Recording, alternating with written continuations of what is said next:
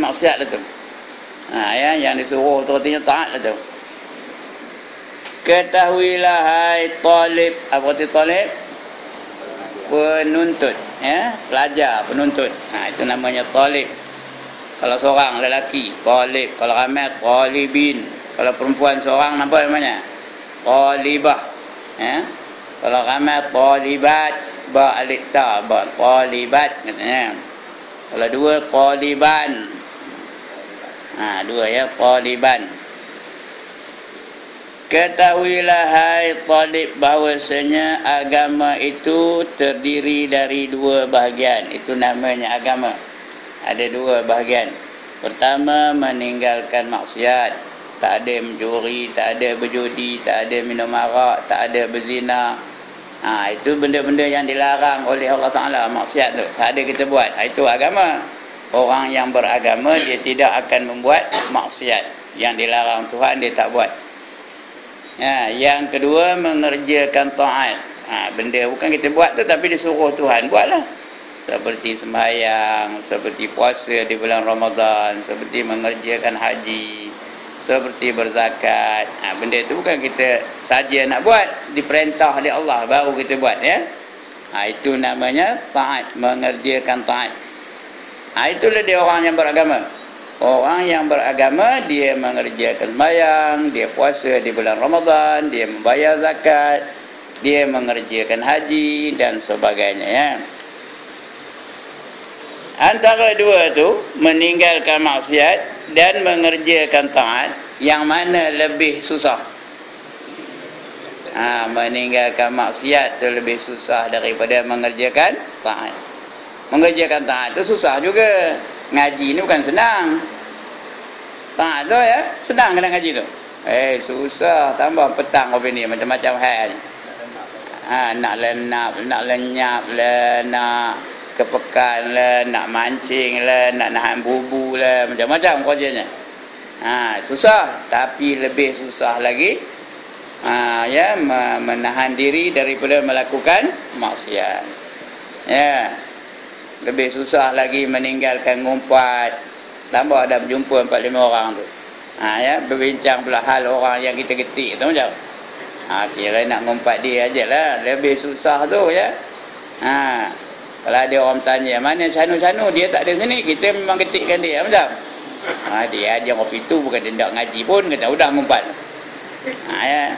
Jadi meninggalkan maksiat lebih susah daripada mengerjakan taat. Bukan saya kata mengerjakan taat itu senang, susah juga. Tapi lebih susah meninggalkan maksiat daripada mengerjakan taat. Meninggalkan maksiat adalah lebih berat daripada mengerjakan taat. Kerana mengerjakan taat senang dibuat oleh setiap orang. Nak kata senang tidak, yang ni tak berapa tepat ni, ya. Bukan senang, susah. Sembahyang kan semua orang boleh buat. Ya. Hendaknya subuh, lagi susah orang nak sembahyang, ya. Berdakwah bukan semua orang nak buat. Walaupun dia ada ilmu, kadang-kadang tak nak berdakwah, nehen aja dia, ya. Jadi bukan senang nak buat taat ni, tapi lebih susah lagi nak meninggalkan maksiat. Bandingan antara kedua tu, buat meninggalkan maksiat tu lebih susah, ya. Walaupun nak buat taat tu bukannya senang juga, susah juga, ya. Ya. Tetapi meninggalkan syahwah tu ni keinginan untuk melakukan maksiat, ya, syahwah. Keinginan untuk membuat dosa, ya. Hanya dapat dilaksanakan oleh orang siddiqin. Orang siddiqin tu apa? Orang benar dalam agamanya, benar dalam tindakannya, benar dalam perkataannya. Ini kerana Rasulullah sallallahu alaihi wasallam bersabda, al-muhajiru man hajara su'a. Ya. Wal mujahidu man jahada hawa. Artinya orang yang berhijrah dengan sebenar-benarnya ialah orang yang berhijrah daripada kejahatan. Meninggalkan kejahatan itu namanya berhijrah. Berhijrah tu artinya pindah. Bukan pindah artinya balik kan kita semua gulung tikar, ikat tilam, berhijrah daripada Lepas tu 8 ni pergi ke kampung, tak bayar. Nanti kalau kemih kampung pun tak ada. Tak lalu nanggung ramai benar. Ya. Itu tak payah dibuat. Hijrah yang sebenarnya ialah menggantikan perkara-perkara yang tak baik kepada perkara-perkara yang baik. Itu namanya hijrah, ya. Itu dia kata sini, hijrah yang sebenarnya ialah orang yang berhijrah daripada kejahatan, iaitu meninggalkan kejahatan, dan mujahadah yang sebenarnya ialah orang memerangi hawa nafsunya. Itu Rasulullah pernah bersabda, raja'na minal jihadil asghar ilal jihadil akbar. Sahabat pula tanya, wamal jihadul akbar ya Rasulullah? Jawab baginda, jihadun nafs. Ya, sahabat baru balik daripada perang Uhud. Perang Uhud kan tak tahu tuan-tuan, ya. Cemeh tak kalah tentera Islam. Peperangan yang besar. 70 orang tentera Islam syahid dalam peperangan Uhud tu. Kita ni kata Nabi baru lepas balik perang Uhud. Apa kata dia? Kita ni balik daripada peperangan yang kecil. Ada lagi menunggu kita peperangan yang lebih besar dari ini, kata. Terkejut sahabat, mana ada perang yang lebih besar? Uhud ni hebat kan? Jadi ditanya mereka kepada Nabi, ya, apa peperangan yang lebih besar itu ya Rasulullah? Jawab Nabi, ialah peperangan melawan hawa nafsu. Itu yang lebih besar daripada peperangan Uhud, daripada peperangan Tabuk, daripada peperangan Badar dan sebagainya. Sedangkan perang Badar tu 313 tentera Islam melawan 1000 lebih tentera kufar. Tapi itu disifatkan Nabi sebagai perang yang kecil dibandingkan dengan peperangan hawa nafsu. Peperangan hawa nafsu mana ada berhenti, mana ada rehat. Ada kegencatan senjata kita dengan nafsu. Kejap ni nafsu ada tak? Ada. Sekarang nak tidur ada tak? Ada. Di mana-mana, bila-bila masa je nafsu tu sentiasa je ada. Ngajak kita buat kejahatan. Kerjanya nak buat jahat je. Itu kerja hawa nafsu, ya. Innan nafsala ammaratum bisu, kata Allah dalam Quran. Sesungguhnya nafsu amarah itu sentiasa mengajak kita melakukan kejahatan.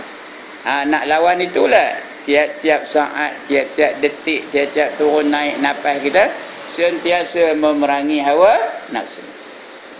Yang lain semua ada gencatan senjata. Setan pun ada gencatan senjata. Bila setan kita ada perjanjian damai dengan setan? Bila bulan Ramadan. Bulan Ramadan setan dah tak ada. Di mana dia? Udah kena ISA. Kena tangkap sebulan lamanya. Tiap-tiap bulan Ramadan malam tu dia kena tangkap lah. Diikat, digari, dibawa ke penjara Kemunting sana. Ada di Kemunting tu tiap bulan. Tak percaya pergilah tengok esok, ya. Setahun sekali, sebulan.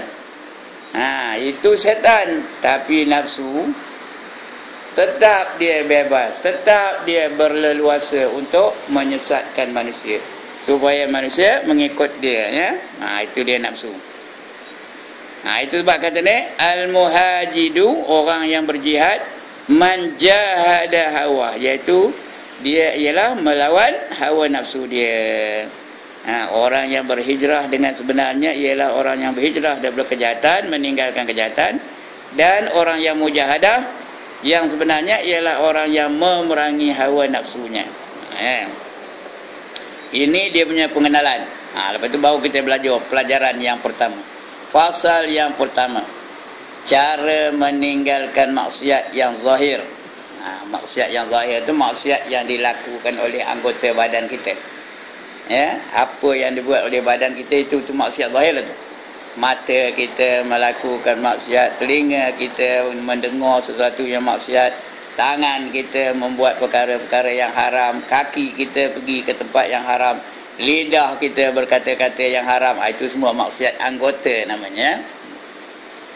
Ketahuilah bahawasanya apabila engkau melakukan sesuatu maksiat, maka sebenarnya engkau melakukan maksiat itu dengan menggunakan anggota badanmu. Anggota zahir kita ni ada 7. Hafal ni. 7 anggota zahir ni lah yang melakukan maksiat. Apa dia? Yang pertama mata, yang kedua telinga, yang ketiga lidah, yang keempat tangan, yang kelima kaki, yang keenam perut, yang ketujuh kemaluan. 7 anggota. Sebab itu neraka tu ada 7. Anggota kita ada 7, neraka pun ada 7. Mengapa? Satu-satu neraka adalah untuk satu-satu anggota yang zahir tu. Dia khusus. Satu neraka untuk satu anggota. Ya, 7 neraka. Jadi ndak yang mana? Satu pun tak ndak ya. Itu dia neraka ya. Jadi apa saja dilakukan oleh anggota yang 7 tu, maka adalah neraka yang tempat dia nanti akan apa? Yang dimasukkan ke dalamnya, kecuali orang-orang yang bertaubat. Itu tak adalah ya.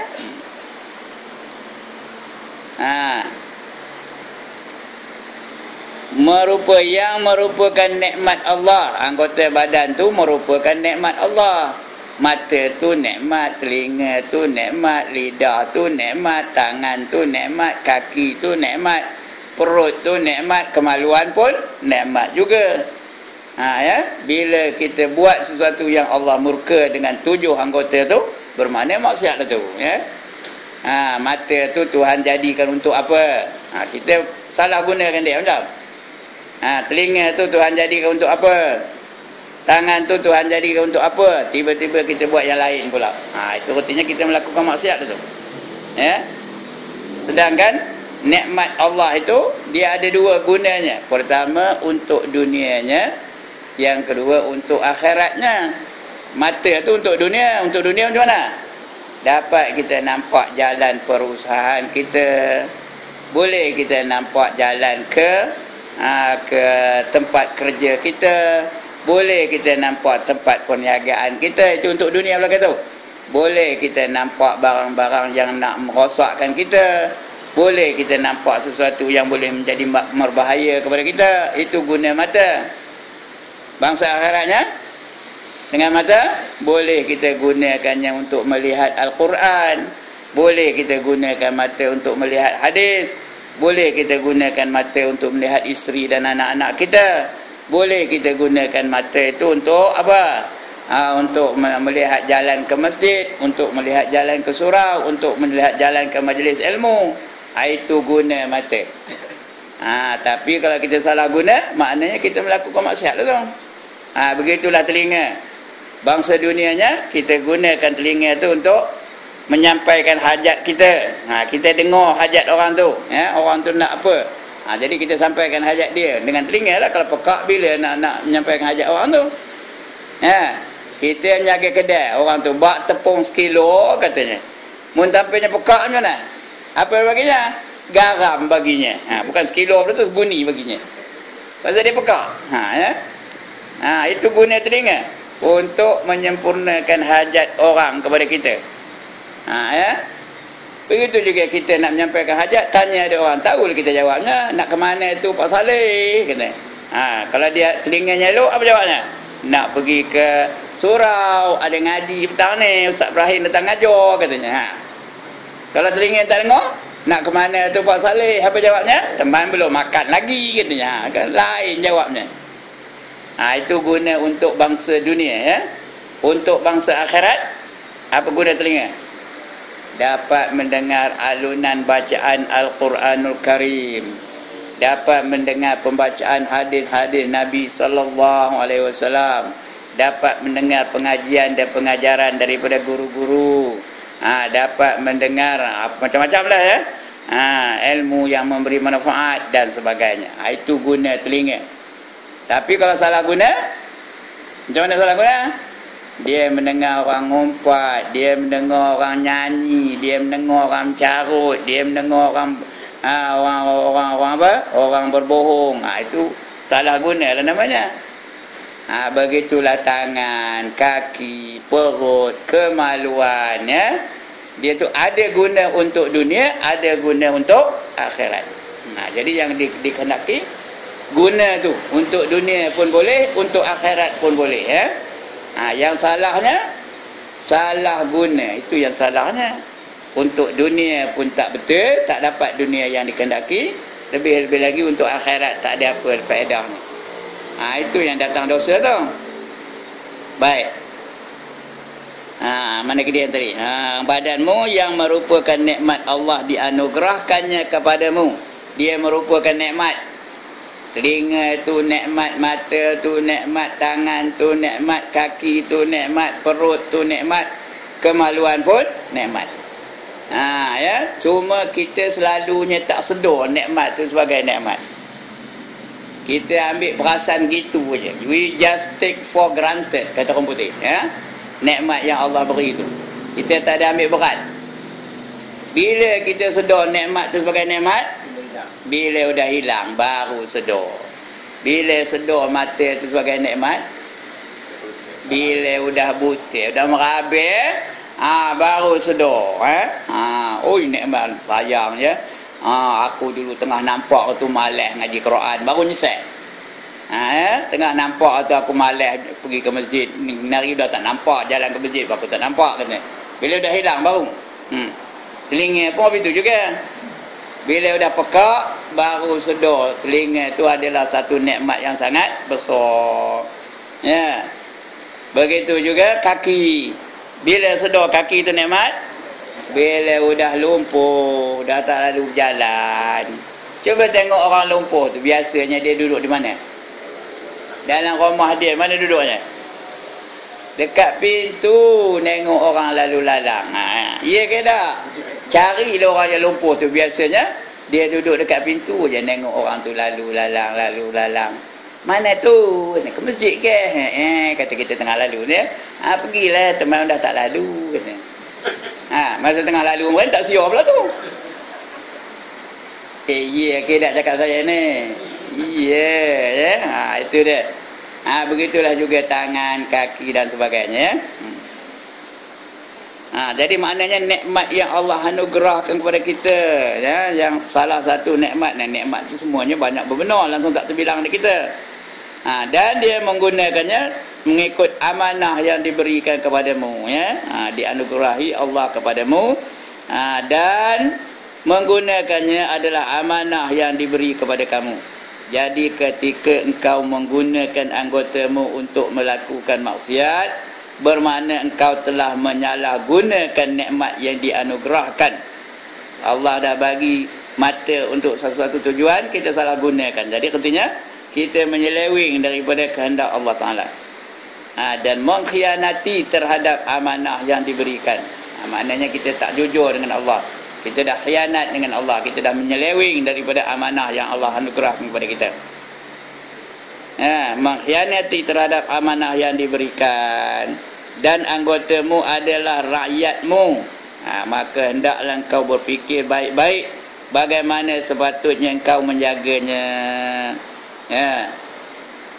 Anggota kita ni rakyat kita, ya, kita ni diamanahkan untuk jaga dia betul-betul. Sebab kita ni pemimpin. Kullukum ra'in wa kullukum mas'ulun an ra'iyati, kata Nabi, ya. Kullukum ra'in, tiap-tiap kamu adalah pemimpin. Wa kullukum, dan kamu itu semua mas'ulun, akan ditanya an ra'iyati, terhadap kepimpinan kamu. Rakyat kamu tersebut ditanya kamu. Macam mana kamu gunakan mata kamu, macam mana kamu gunakan telinga kamu, macam mana kamu gunakan kaki kamu, kamu gunakan tangan kamu untuk apa, semuanya akan ditanya. Kita ni pemimpin belaka. Kamu apa namanya? Pimpinan kita mengikut kapasiti kita. Orang yang tak ada isteri, tak ada anak, dia seorang je, pemimpin tak? Pemimpin juga, dia pimpin matanya, pimpin kakinya, pimpin tangannya, pimpin lidahnya. Bila dah ada isteri, tambah pula pimpinannya kepada isterinya. Sudah ada anak, so isteri dan anak-anaknya. Ada cucu, isteri, anak dan cucu pula kepimpinannya. Kalau dia jadi ketua kampung, satu kampung tu kepimpinan dia. Dia kena tanya tu. Ya. Jadi tuan-tuan, bila ada jawatan kosong ketua kampung, jangan beri benar berubut tak. Jangan bertumbuk tahan tak kan jawatan itu. Itu bukannya anugerah, itu bukannya penghargaan, itu adalah amanah dari Allah. Semua nanti akan ditanya kalau salah. Kalau kita salah gunakan esok di akhirat, apa jadi? Apa dia akibatnya? Kita biar dia main lantak lah, dia main lulus fardu ain ke hidak ke, dia main amalkan ke hidak ke. Esok di akhirat, dia kerjanya apa? Ngambil kayu api, letak dalam belakang tu. Satu letak dalam belakang tu. Sampai bongkok tu, letak tu, bongkok. Udah ke, kata Nabi, hidak, bubuh lagi. Dan bubuh lagi. Sampai roh terterap. Bangkit balik, kita ingat serik lah tu. Udah bangkit tak apa-apanya. Bubuh balik lagi satu. Roh terterap balik. Bangkit balik, letak balik. Itulah kerjanya. Ditanya Muhammad kepada Jibril, manhum ya Jibril, siapa mereka itu wahai Jibril? Jawab Jibril, itulah dia umat kamu dalam dunia dulu, berebut-rebut hendakkan jawatan, tapi tak mahu melaksanakan tugas yang diberi kepadanya. Kalau dia jadi ahli kuasa masjid, tak pernah datang ke masjid pun, semayang pun tidak di masjid. Dia kontrol masjid tu dengan remote control aja. Tahu remote control? Dari jauh aja. Esok ditanya Tuhan ke tak? Ditanya. Sebab itu sekarang banyak berlaku kesusahan dalam masjid. Dia dilantik sebagai imam. Lepas tu tak datang. Apa macam? Terjenguk. Idak juga datang imam. Pagi tu pagi Jumaat pula. Dia seorang aja yang hafal sujud sejadah, yang lain tak hafal macam. Yang hafal tu tidak pula datang macam. Terjenguk, panjang leher nengoknya. Sudahnya ada seorang pakai jubah, pakai sorban, datang dari kampung. Rupanya dia pun tak hafal. Fatihah dia pun tak betul. Dia pun naik kata, dia pun jadi imam, dia dah pakai jubah ke sorban, tarik lipat salih. Tidak ngapain kamu pakai jubah ke sorban katanya. Dia tarik naik atas. Bila naik itu boleh baca Fatihah. Bismillahirrahmanirrahim. Betul ke tu? Orang luar tu betul ke? Bismillahirrahmanirrahim. Betul ke? Alhamdulillahi rabbil alamun. Betul ke? Ar-Rahmanir-Rahim. Betul kan? Ya. Susah, banyak orang susah. Sebab apa? Asalnya apa? Tu imam yang dilantik tak datang. Ya. Begitu juga Tok Bilal. Ya, bila sampai waktu tak ada Tok Bilalnya. Jadi siapa-siapa dah naiklah. Mun tampilnya Allahu Akbar, Allahu Akbar kata. Akbar benar. Dan sebagainya, ya. Itu esok semua akan ditanya oleh Allah Subhanahu wa taala. Kalau kita berebut juga tak boleh jalankan tugas, esok di akhirat apa dia tadi yang saya cerita tadi? Ambil kayu api letak dalam belakang tu. Satu. Sampai terterap, bangkit balik, letak lagi, terterap balik, bangkit balik, letak lagi, begitulah. Ya, berebut-rebut. Baik itu tuan-tuan dan puan-puan, jawatan mana-mana lah dalam dunia ni bukannya penghargaan, bukannya anugerah, ya. Dia adalah amanah, ya. Jadi kena jalankan amanah itu dengan cara yang terbaik. Jadi ketika engkau menggunakan anggotamu untuk melakukan maksiat, bermakna engkau menyalahgunakan nikmat yang dianugerahkan Allah, dan mengkhianati terhadap amanah yang diberikan. Maknanya kamu bukan syukur dengan nikmat, kamu apa? Kufur dengan nikmat itu. La in syakartum la azidannakum, kata Allah. Wa in kafartum inna azabi lasyadid. Kalau sekiranya kamu syukur, Allah akan tambah lagi nikmat itu untuk kamu. Tetapi sebaliknya kalau kamu kufur, Tunggulah azab Allah amat pedih sekali, ya. Yang ini hadis Nabi. Fakullukum ra'in wa kullukum mas'ulun an ra'iyati. Artinya maka kamu semua adalah pengembala. Ra'in tu arti pengembala. Pengembala tu pemimpin lah. Macam orang mengembala kambing. Kalau kita biarkan kambing tu, meraya-raya di kebun orang semua, ya. Pengembala lembu pun itu juga. Ada tak penjaganya? Siap dengan tongkatnya, ya. Siap dengan bersika, siap dengan tongkat. Kalau dulu di Amerika tu naik kuda apa tu? Pengembalanya naik kuda sana. Ya, mengawal lembu-lembu tu supaya tidak pergi ke kawasan orang. Kamu itu pengembala ra'in, dan tiap-tiap pengembala akan ditanya, akan disoal tentang pengembalaannya. Dan kamu semua akan ditanya tentang pengembalaannya, iaitu kepimpinannya. Ya, mati esok ditanya, kamu ketua kampung ya? Ya, kata. Ada ketua kampung ni kang marah kang? Ada? Tak ada. Tak ada, tak apalah. Ada pun salahnya, benda betul ya tak? Kamu ketua kampung ya? Lepas tu kamu pengurusi masjid ya? Biasanya ketua kampung juga pengurusi masjid kan? Biasanya lah. Tengah tempat tu, sini saya tak tahulah. Dia pun jawab apa? Kata. Agak-agak beres ke orang-orang penduduk kampung kamu tu fardu ain deme? Ada tak deme yang tak erti lagi semayang? Ada, kata dengan bau Allah. Dia ditanya Allah, ditanya malaikat lah. Ada, kata dia.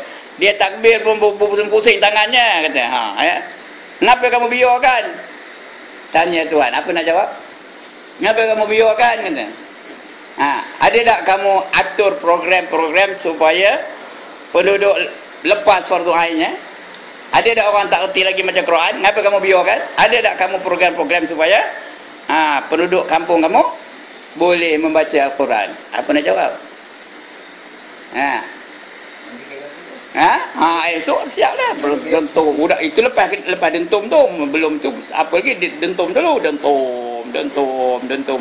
Dan lepas itu baru mikul kayu api tu. Dia kena dentum dulu.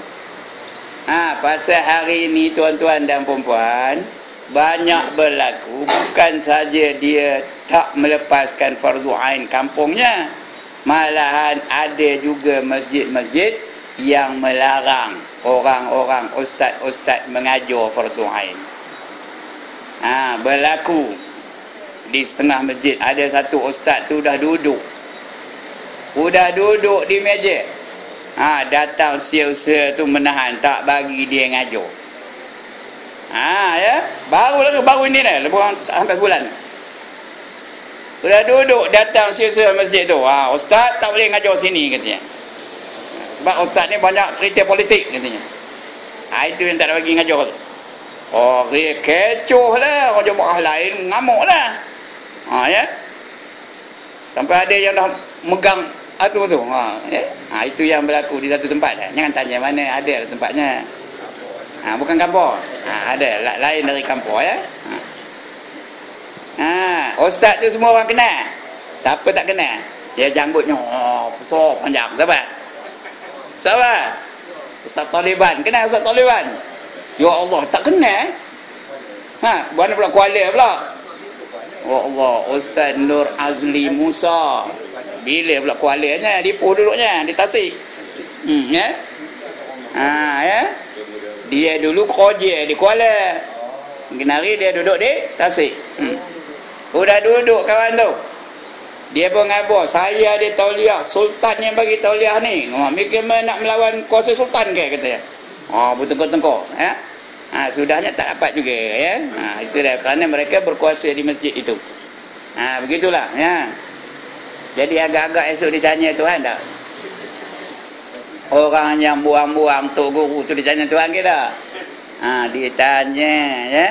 Yang menyekat itu. Itu jawatan kuasa tu namanya jawatan kuasa kerongge. Tahu ke kerongge? Apa? Dia makan tak rambutan tu? Dia atas pokok rambutan diamnya. Dimakan ke tak pokok rambutan tu? Buah rambutan tu makan tak? Tidak. Tapi cuba panjat pokok rambutan tu nak ambil. Macam? Macam? Di kokok-kokoknya, di bulunya. Begitulah sifat kerongga. Jangan harus di sini ada orang-orang sifat kerongga ya. Dia udah tak boleh ngajar, orang lain nak ngajar tak ada baginya. Oh, itu kerongga lah tu. Ya, tempat ini saya tak tahulah, saya tak khabar je lantak lah. Kalau agak tak setuju, telefon lepas ni. Bulan depan tak payah datang ustaz kita. Ya, bukan susah sangat saya. Itu dia ya. Semua akan ditanya nanti oleh Allah Ta'ala. Dan ketahui olehmu bahawasanya semua anggotamu akan bersaksi ke atas segala perbuatanmu di padang mahsyar kelak. Semua akan menjadi saksi. Tangan jadi saksi, kaki jadi saksi. Ya, anggota-anggota tu mata jadi saksi, telinga jadi saksi. Segala-galanya menyaksi. Yang tak bercakap lidah tak bercakap. Ya. Al-yawma nahtimu ala afwahihim. Sambung.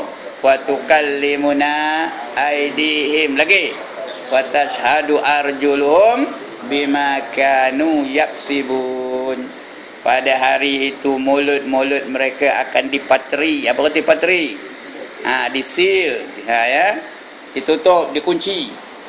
Dan berkatalah tangan-tangan mereka aja kata tangan. Inilah tangan yang ambil nombor ekor tu katanya. 986. Kita tahu mana 986? Tahu kan mana 986? Itu. Nampak belakang tu. 986 kata nombornya. Dia lah ambil katanya. Dan kaki-kaki pun menjadi saksi kata. Kata kaki, aku pergi lah tu, aku menyaksikannya kata. Ya. Semua akan bercakap. Jadi macam mana nak kita nafikan? Udah tangan ngaku, kaki ngaku, telinga ngaku, kulit ngaku, rambut ngaku. Semua anggota itu menjadi saksi. Ya. Dengan menuturkan perkataan yang lancar, terang pula tu. Kulit-kulit tu bercakap dengan nyata, dengan terang. Ya. Anggotamu akan mendedahkan segala rahsiamu di hadapan perhimpunan agung di padang mahsyar. Di padang mahsyar tu tempat orang berhimpun. Tempat perhimpunan agung yang paling besar, iaitulah di padang mahsyar. Itu namanya mahsyar. Mahsyar tu artinya dihimpunkan. Semua manusia ada di situ esok. Kapal sing ada tak situ esok? Ada. Ya, lagi George Bush ada tak? Ada. Netanyahu ada? Ada. P. Ramlee ada tak? Ada. James Samsudin ada tak? Ada. Semua manusia ada situ. Saloma ada tak? Ada. Lagi? Ning Yatimah ada tak? Ada belaka ya. Ustaz Ibrahim ada? Ada. Pak Saleh ada? Ada. Cikgu Su ada? Ada belaka esok di sana ya. Perhimpunan agung daripada Nabi Adam yang mula-mula sekali sampai manusia terakhir akan dikumpulkan di padang mahsyar. Ya, masa itu akan ditayangkan biodata masing-masing. Seorang. Bayangkan tuan-tuan dan perempuan, berapa triliun manusia pada hari itu. Seorang akan ditayangkan biodata ni. Daripada dia akil balik sampai dia mati. Ya, nampak apa yang dia buat seumur hidup dia tu. Nampak. Ya, kalau dia semayang, nampak semayangnya. Kalau dia puasa, nampak puasanya. Kalau dia ngambil nombor ekor, nampak ngambil nombor ekornya. Kalau dia mencuri, nampak mencurinya. Kalau dia hutang tak bayar, nampak hutangnya berapa.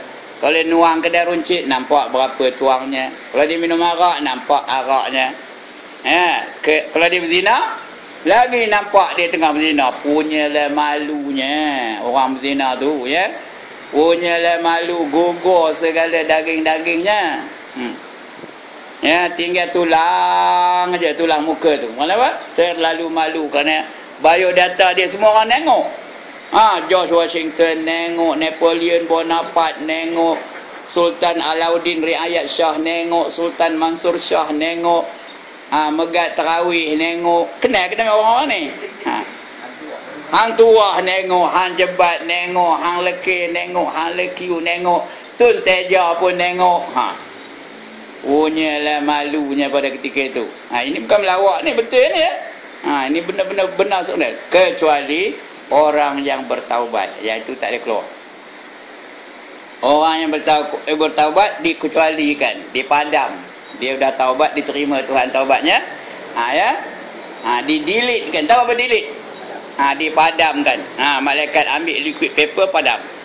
Tahu apa liquid paper? Ya Allah, tak tahu dah ya. Siapa jadi cikgu tu kan tak tahu liquid paper ya. Padam. Tapi suratan tu kotor lah. Udah ada tu dipadam tu. Kotor lah. Dah calon-calon lah. Tapi tidak ditunjukkan. Ya. Itu sebab disuruh kita ni banyak-banyak bertaubat. Kerana kita ni semua berdosa belaka. Ada orang tak berdosa, angkat tangan. Saya nak tengok benar mana rupa orangnya. Luar tu ada je angkat tangan. Ayah tak berdosa, dan angkatlah tangan. Itu dia ya. Jadi sebab itu kita kena banyak bertaubat kepada Allah Subhanahu wa taala. Ya. Seperti firman-Nya, ya, di dalam hal ini Allah Taala telah berfirman, yauma tashhadu alaihim alsinatuhum wa aydihim wa arjuluhum bima kanu ya'malun, kata Allah. Di hari itu, iaitu hari kiamat, akan bersaksilah ke atas kamu oleh segala lidah kamu. Dalam ayat tadi lidah tak cakap, yang ini bercakap pula. Kata lidah. Ya. Tanganmu, wa aidihim tu tangan deme. Lagi wa arjuluhum, apa katanya? Dan kaki-kaki deme. Ya. Bukan mu tu ya, mereka, kaki-kaki mereka. Bima kanu ya'malun, dengan apa saja yang dilakukan oleh mereka. Ya'malun tu mereka ya. Bukan kamu. Kalau kamu tak malun, ini mereka. Mereka, kaki-kaki mereka, tangan-tangan mereka, semuanya akan menjadi saksi nanti. Tak ada yang diam, semua boleh cakap. Ya. Kulit pun boleh cakap, terang, nyata. Agak-agak cakap apa? Cakap orang putih ke? Cakap Arab semua. Tak payah belajar cakap Arab di sana, semua pandai cakap Arab. Ya. Baik, lagi firman Allah Ta'ala. Ini yang kita baca tadi. Al-yawma nahtimu ala afwahihim wa tukallimuna aydihim wa tashhadu arjuluhum bima kanu yaksibun. Ya, al-yawma, pada hari ini, nahtimu ala afwahihim, iaitu pada hari kiamat, kami akan kuncikan mulut-mulut mereka. Ya, mulut-mulut mereka akan terkunci, tak boleh cakap dah. Ya, wa tukallimuna aydihim, dan akan bercakap kepada kami tangan-tangan mereka. Tangan-tangan tu bercakap. Aja ye, kata tangan. Inilah tangan mencuri ayam ke tu, katanya. Mencuri doyan ke tu, mencuri manggis ke tu, mencuri rambutan ke tu, katanya. Ya, tangan cakap. Lagi, wa tashhadu arjuluhum bima kanu yaksibun, dan bersaksi di hadapan kami kaki-kaki mereka terhadap apa-apa yang telah mereka perbuat di dunia dulu. Yaksibun tu di dunia dulu ya. Apa yang dibuat di dunia semua bercakap. Tangan bercakap, kaki bercakap, lidah bercakap, lidah diam. Hidung bercakap, apa sajalah ya, bercakap. Kulit-kulit bercakap. Ya, itu artinya. Maka jagalah baik-baik seluruh anggotamu, khususnya anggotamu yang 7. Yang ini kena hafal tuan-tuan dan puan. Anggota yang 7 tu kena hafal ya. Apa dia? Mata, telinga, lidah, tangan, kaki, perut, last kemaluan. Itu 7. Kali lagi. Saya nak diam ni. 1, 2, 3. Sebut.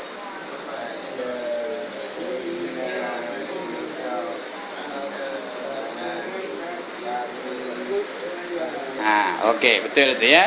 Cuma salah sebut je. Telinga, tak betul. Telinga. Mata, tak betul apa? Mata. Sebutan je salah ya.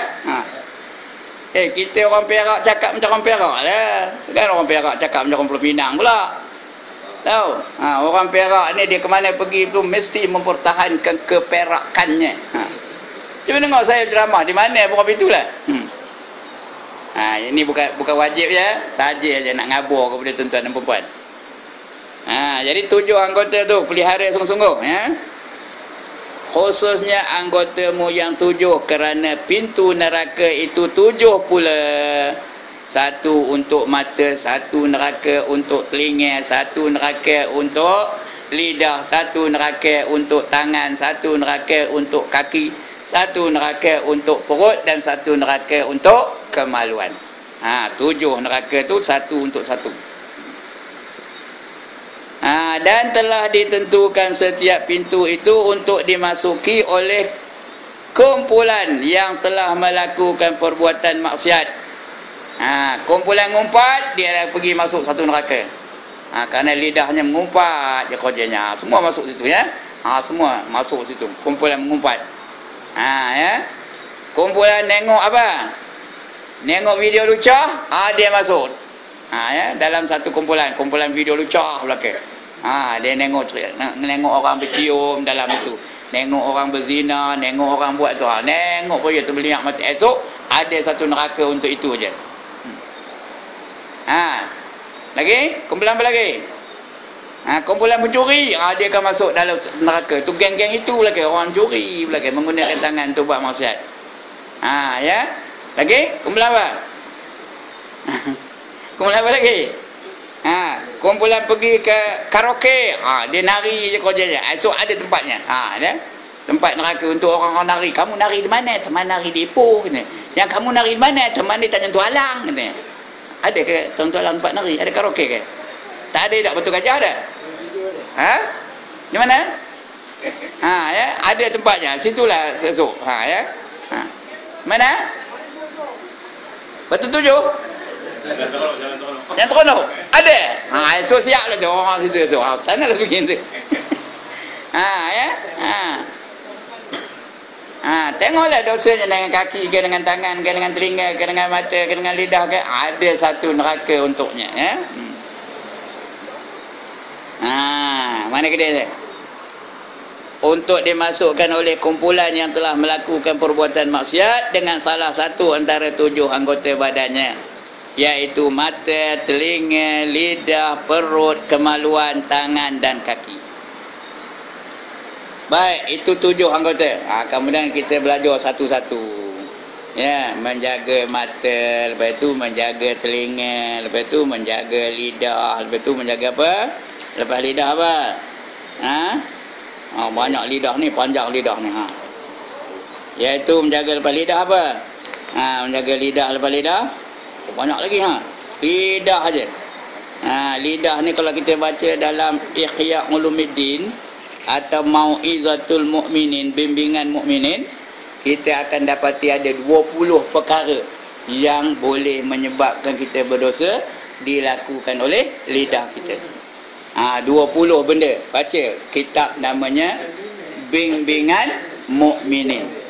Sekali lagi, kitab apa? Bimbingan Mukminin. Ada kitab tu rumah? Ada, alhamdulillah. Siapa tak ada? Siapa tak ada? Carilah. Di mana cari? Di kampung tu. Pandai dia betul.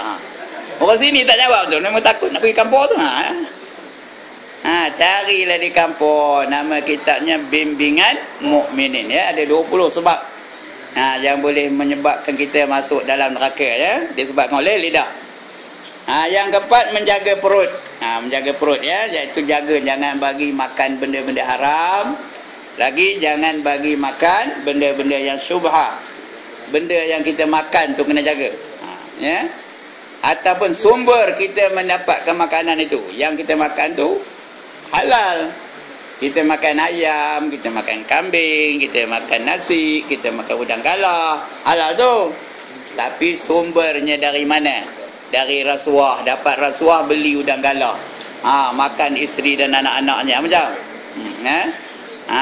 Ataupun daripada mencuri. Dia curinya kelapa sawit, jual, dapat duit, beli barang makan, bini dan anak-anaknya makan. Itu namanya sumbernya. Jaga.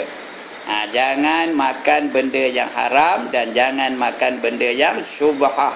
Syubhah itu artinya samar-samar antara halal dan haram. Ya. Itu menjaga perut. Ya. Yang kelima, menjaga apa lagi? Lepas perut apa? Menjaga kemaluan. Jaga kemaluan tu.